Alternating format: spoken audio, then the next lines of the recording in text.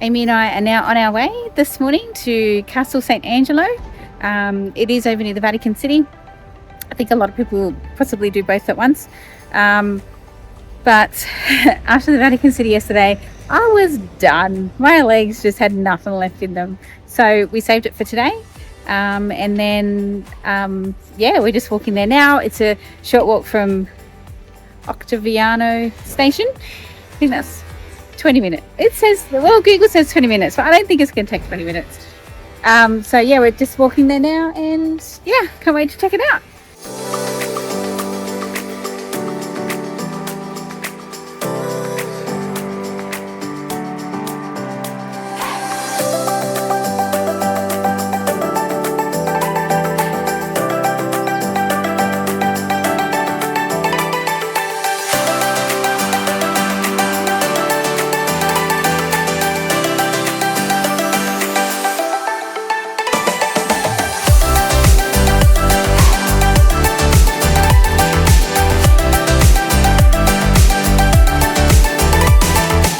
You can easily find Castel Sant'Angelo on a map, as it's surrounded by a really cool star-shaped park next to the River Tiber.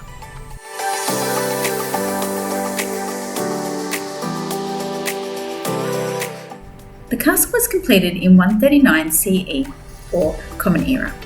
It was originally completed as a tomb for Hadrian, as opposed to a castle, even though it's called castle today.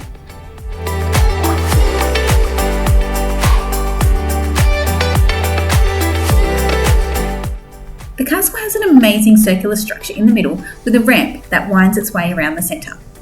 It leads you higher and higher into the building. It's so much easier to climb upwards via a ramp than stairs.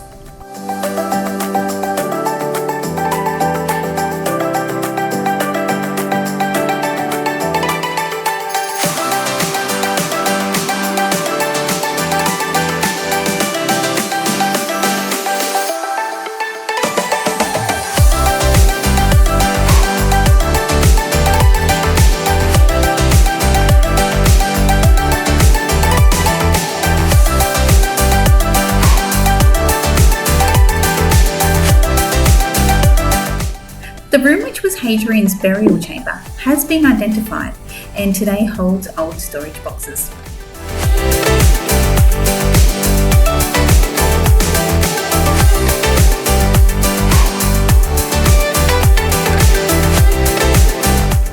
The castle has had many functions over the years, even being the residence of one of the popes. It has also been a fortified city, prison, and now a museum. It's what's led to its longevity, as these changes have contributed to its maintenance.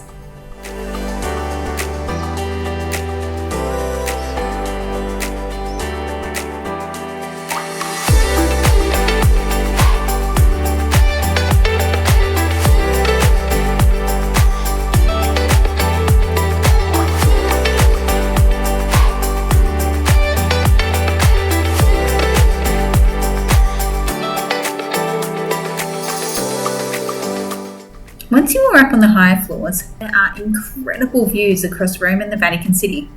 You definitely need to visit the Terrace of the Angel, as it has the best views across the city.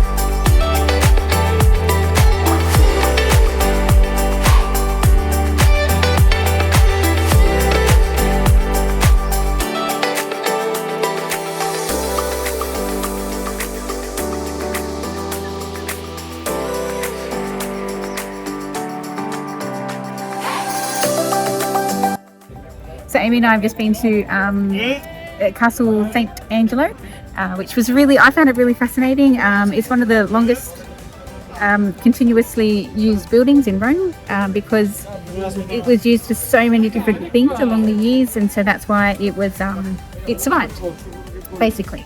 So we spent some time there, really loved it. The paintings, frescoes were just beautiful. Not as many Venus sculptures, which was great. And some absolutely incredible views across Rome. So I would actually recommend it, especially just to see some of those views. So now Amy and I are going to do another one of those treasure hunt, scavenger hunt type games where we get clues and we have to go across the city. And so that's really exciting, because hopefully it will take us to some amazing places. And the first place we need to start at, and this is the main reason why we came here, was we do actually start at the Castel Sant'Angelo. So we're going to start the game and we're going to see hopefully some incredible Roman sites along the way.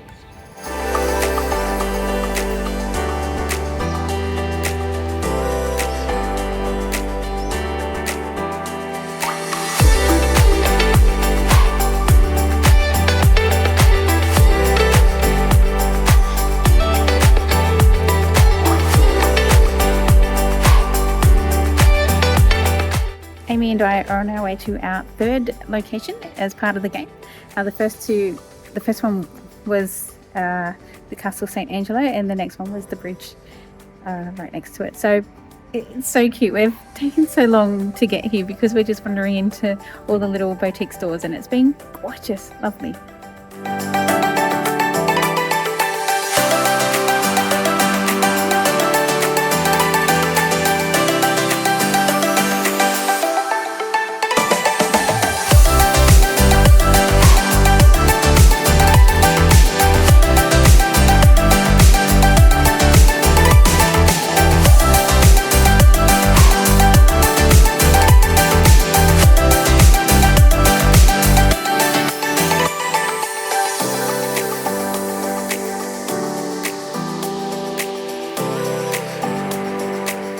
So Amy and I have just finished some lunch. I had some pasta. It was absolutely amazing.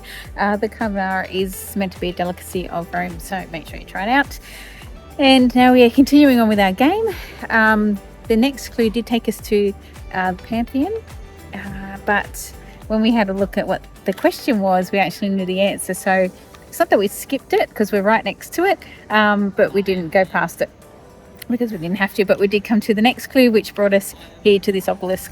So yeah, still having fun, still just loving walking around the streets. So yeah, it's good times.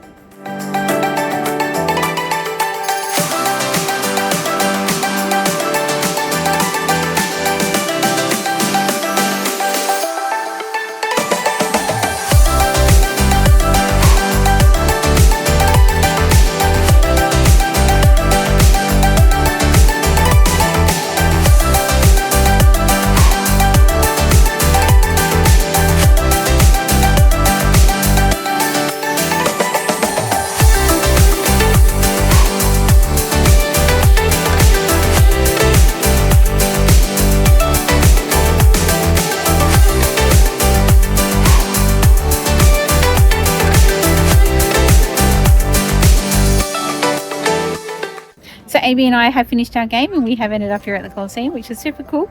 It's absolutely beautiful at night. So make sure if you are in Rome, you come down and see it at night because it is just beautiful.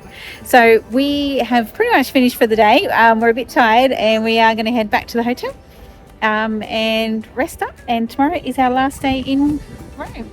So I haven't quite figured out what we're going to do yet. So when we get back to the hotel, we'll work it out.